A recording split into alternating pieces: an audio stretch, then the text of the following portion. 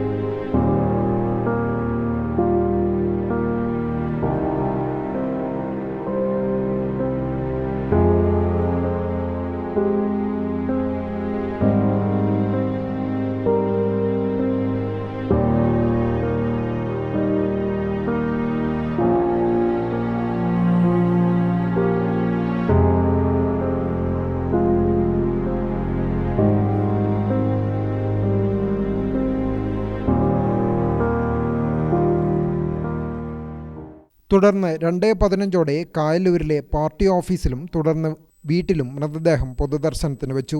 ആയിരങ്ങളാണ് അന്തിമോപചാരം അർപ്പിക്കാൻ വിവിധ ഇടങ്ങളിൽ എത്തിയത്.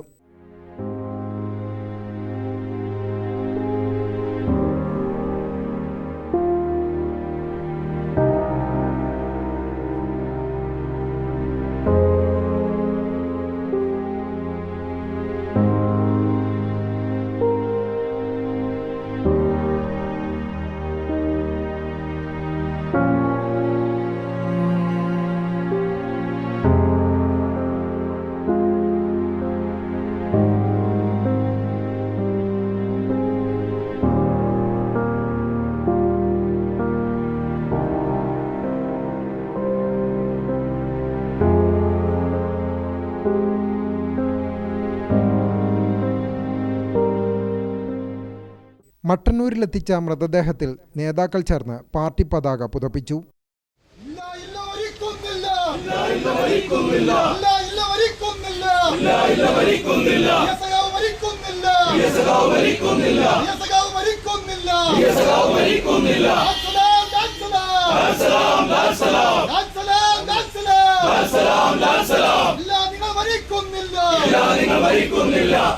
തുടർന്ന് കെ ശൈലജ MLAക്ക് വേണ്ടി PAയും MLAമാരായ M വിജിൻ, KP മോഹനൻ, ജില്ലാ പഞ്ചായത്ത് പ്രസിഡന്റ് രത്നവല്ലി എന്നിവർ പുഷ്പചക്രം അർപ്പിച്ചു.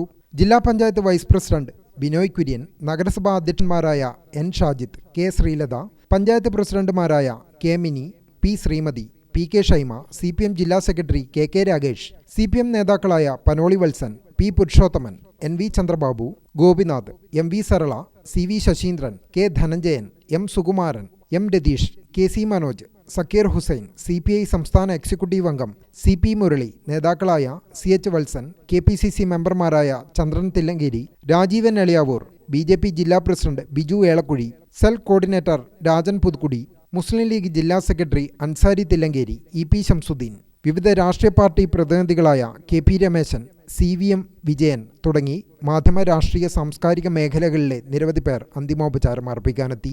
ഗ്രാമിക ന്യൂസ്, മട്ടന്നൂർ.